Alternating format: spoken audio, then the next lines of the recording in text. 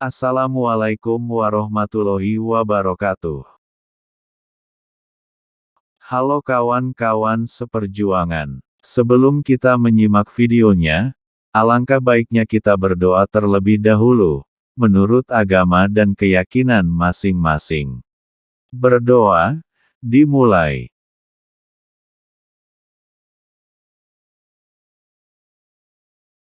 Selesai. Baik, terima kasih. Kita mulai. Video pembahasan. Model pembelajaran peningkatan berpikir. Kelompok 3. Enas Munajat M. dan Aji Riyadi.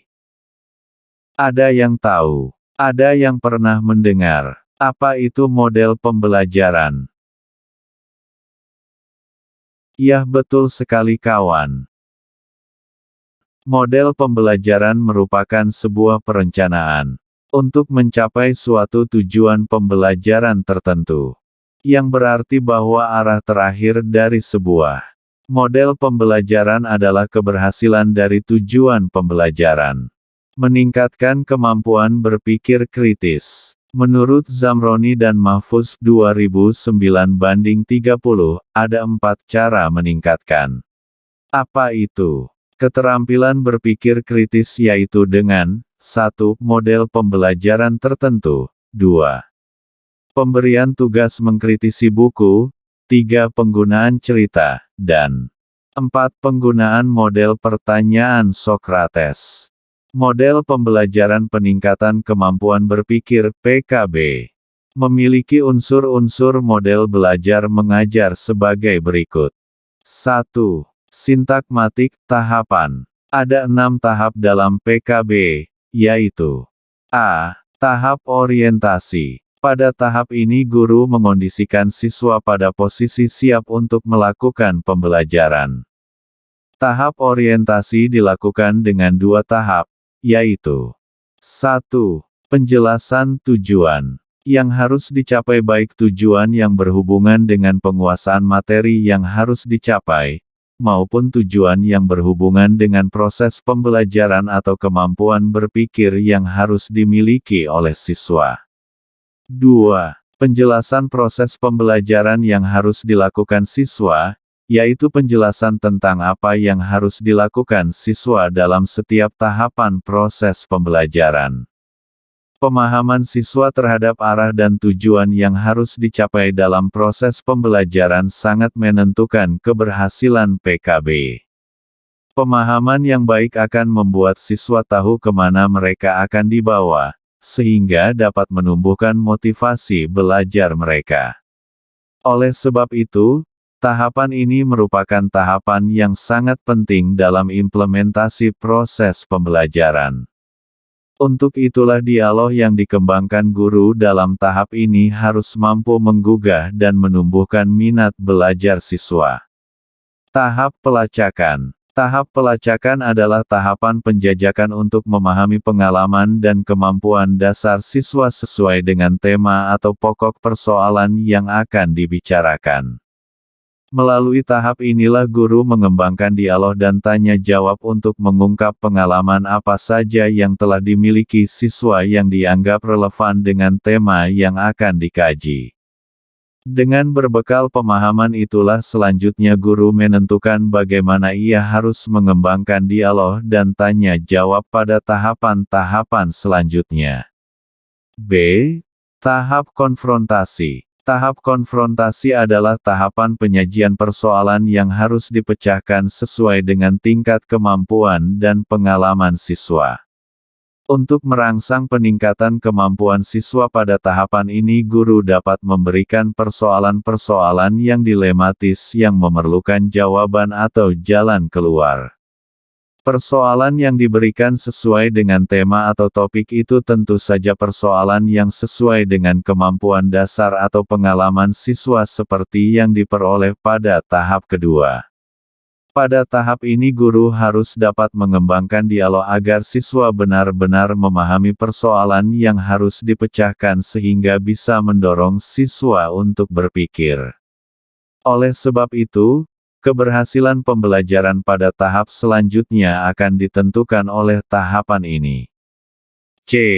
Tahap inquiry. Tahap inkuiri adalah tahapan terpenting dalam PKB. Pada tahap inilah siswa belajar berpikir yang sesungguhnya. Melalui tahap inkuiri, siswa diajak untuk memecahkan persoalan yang dihadapi. Oleh sebab itu, pada tahapan ini guru harus memberikan ruang dan kesempatan kepada siswa untuk mengembangkan gagasan dalam upaya pemecahan persoalan. Melalui berbagai teknik bertanya, guru harus dapat menumbuhkan keberanian siswa agar mereka dapat menjelaskan, mengungkapkan fakta sesuai dengan pengalamannya, memberikan argumentasi yang meyakinkan, mengembangkan gagasan, dan lain sebagainya. D. Tahap akomodasi. Tahap akomodasi adalah tahapan pembentukan pengetahuan baru melalui proses penyimpulan. Pada tahap ini siswa dituntut untuk dapat menemukan kata-kata kunci sesuai dengan topik atau tema pembelajaran. Pada tahap ini melalui dialog, guru membimbing agar siswa dapat menyimpulkan apa yang mereka temukan dan mereka pahami sekitar topik yang dipermasalahkan. Tahap akomodasi bisa juga dikatakan sebagai tahap pemantapan hasil belajar, sebab pada tahap ini siswa diarahkan untuk mampu mengungkapkan kembali pembahasan yang dianggap penting dalam proses pembelajaran. Tahap transfer. Tahap transfer adalah tahapan penyajian masalah baru yang sepadan dengan masalah yang disajikan. Tahap transfer dimaksudkan sebagai tahapan agar siswa mampu mentransfer kemampuan berpikir setiap siswa untuk memecahkan masalah-masalah baru. Pada tahap ini guru dapat memberikan tugas-tugas yang sesuai dengan topik pembicaraan. 2. Sistem sosial. Sistem sosial yang terjadi dalam pembelajaran dengan model pembelajaran PKB adalah suasana pembelajaran yang bersifat terbuka dan fleksibel, atau dengan kata lain kondisi yang nyaman bagi siswa sehingga bebas untuk berinteraksi dalam lingkungan yang responsif, yang mudah untuk memusatkan perhatian dan kondisi yang bebas dari tekanan sehingga memungkinkan siswa untuk berdiskusi. 3. Prinsip reaksi. Proses pembelajaran PKB menekankan pada proses mental peserta didik secara maksimal. PKB bukan model pembelajaran yang hanya menuntut peserta didik untuk sekedar mendengar dan mencatat, tetapi menghendaki aktivitas peserta didik dalam proses berpikir. Artinya, setiap kegiatan belajar disebabkan tidak hanya peristiwa hubungan stimulus-respons saja, tetapi juga disebabkan karena adanya dorongan mental yang diatur oleh otaknya. 4. Sistem pendukung. Tersedianya sarana dan prasarana yang tersedia sebagai sumber belajar di sekolah, misalnya berupa buku PPKN dan alat percobaan yang lengkap sesuai dengan materi yang ada. 5. Dampak instruksional. PKB dibangun dalam nuansa dialogis dan proses tanya-jawab secara terus-menerus.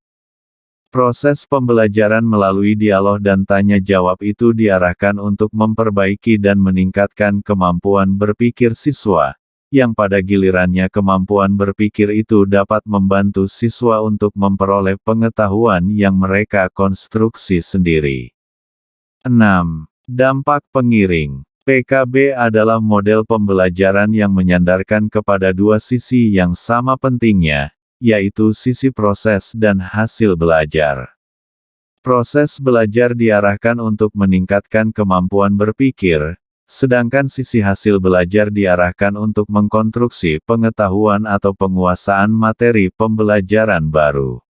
Model pembelajaran merupakan rencana tindakan, rangkaian kegiatan, termasuk penggunaan metode dan pemanfaatan berbagai sumber daya kekuatan dalam pembelajaran. Langkah-langkah model pembelajaran peningkatan kemampuan berpikir PKB pada pembelajaran meliputi: 1.